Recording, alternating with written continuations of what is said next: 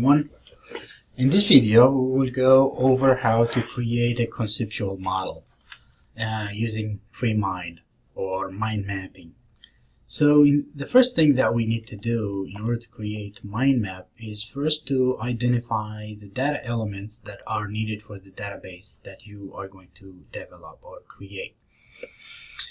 So as we mentioned today in class, we talked about the different tools that we can use to extract the data elements needed for a database, either through a questionnaire, interview, observation, looking at the documentations of the facility, and so on. So for the interview, there are some questions, open-ended questions that can allow the end user to talk on and allow you as a designer to identify those entities or subjects that you will need for your database. And I'm giving you here a good example of an open-ended question that you can use that will allow the end user to talk about what they do on a daily basis. So how do you perform your job on a daily basis? So in this example here I'm giving you is an example where the university found a need to report about the classes, about the instructors, the courses, and departments and schools that are available at the university. So they want to create a report and they wanted to create a database for that. So as you can see here, the first question that the designer asked the instructor or asked me is, how do you perform your job on a daily basis? My answer was, as an instructor, I teach courses to students from the HIM and health informatics departments in 2 colleges. So this technique, we call it, or the first question, this technique, we call it subject identifying technique, or basically we can call those tables later on, or entity identifying technique. In this technique, what we do when the end user or the answer to this question is stated, we will need to look at the subjects or the nouns and highlight them and underline them. And then when we underline them and highlight them, we will use each one of them as an entity or as a table. And then we will ask specific questions about each of those nouns in order to extract the data elements that are needed. So here, as an instructor, I said, as an instructor, I teach courses to students from the HIM health informatics departments in 2 colleges. So whatever noun is in this sentence, I highlighted and underlined. So now we have, let's start with the instructor. So now we have this first question asked.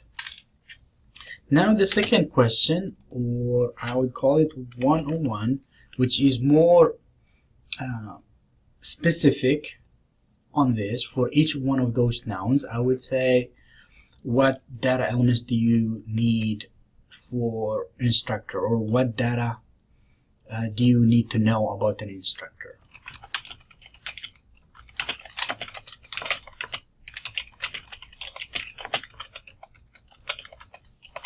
So now I have that. The answer will be, now we need to identify the end user will be asking or letting you know what those data elements that are needed about the instructor. Just common sense. I would say title. So that's one item. And then name. I would say name. And then name has some more details to it. First name, middle, initial, and then last name, and address, and then address will include street number, and then street number. After that we have, let's say, city, state, and zip code. What else do we need to know about the instructor? We might need to know their email, we might need to know their phone number, might need to know their education level,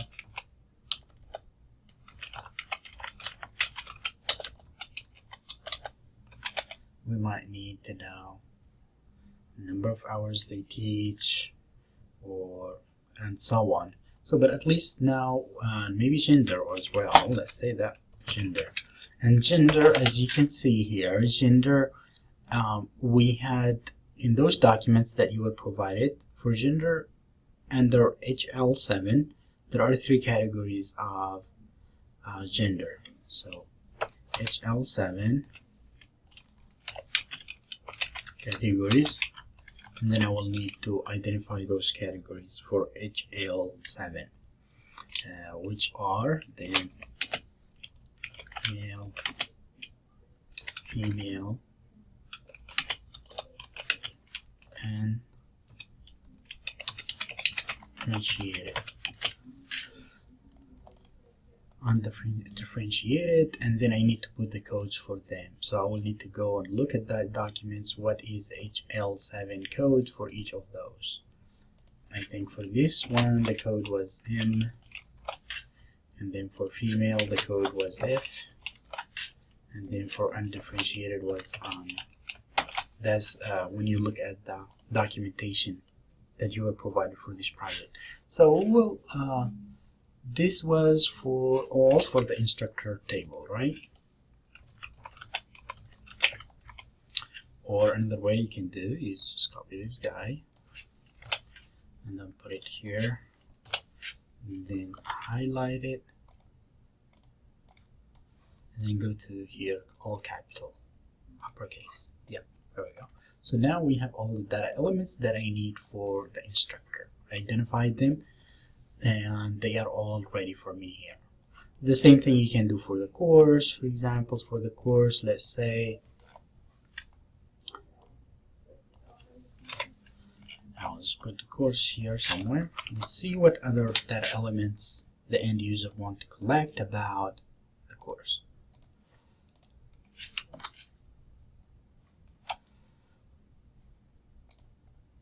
So what do we need to know about the course? Let's see here. You might need to know the course title.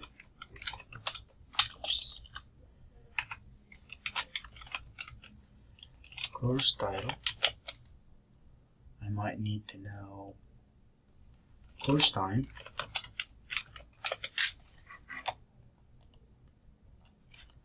Maybe course, number of credit hours, or description.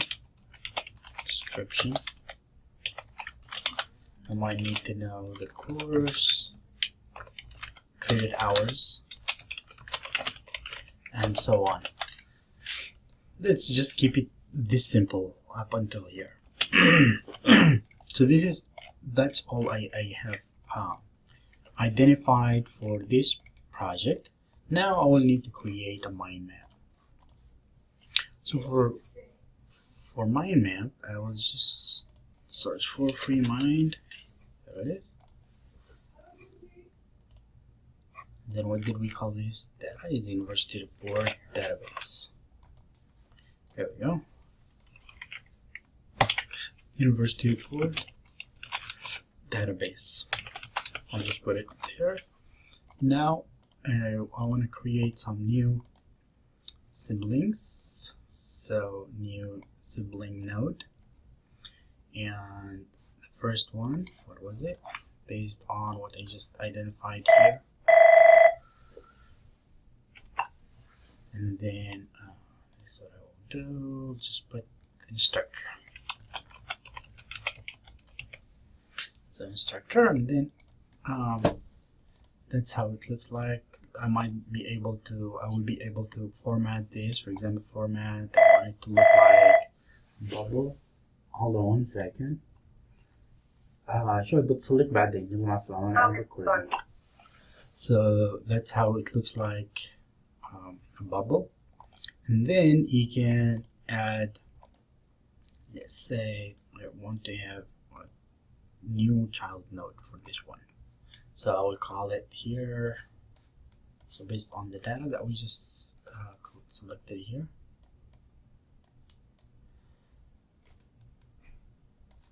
So let's just minimize it this way. That way we can have 2 screens, use this guy, and now let's see what I got. So we have title. I can just put another. I will go back to the instructor because this is a sibling. Now I'll put another child here. So title, and then we will say first name, or I can just call it name, and then from there I can have child. First name, little initial,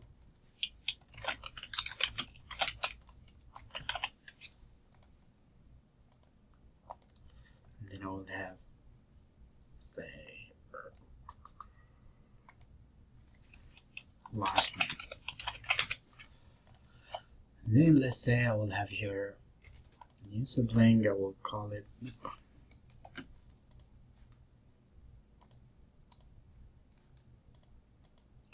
so let's say that I want to delete this guy by mistake, created one here. I don't want this one, so I'll delete it.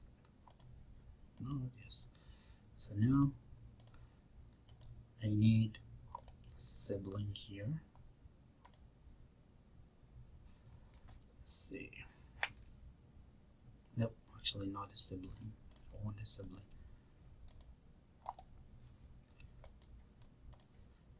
I'll need a child also here. So I'll call it gender, right? So gender, it deals with HL7. So I'll put here new child. HL7, right? So from HL7, what are the codes for HL7? Or before that, I'll just put the three categories, and then I'll just put the three categories. Child, which is male, right? Then female,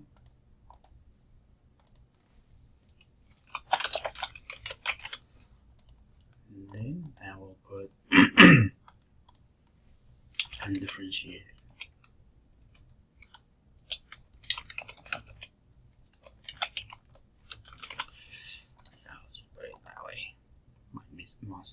Misspelled, and then I will just do that HL7. So male for HL7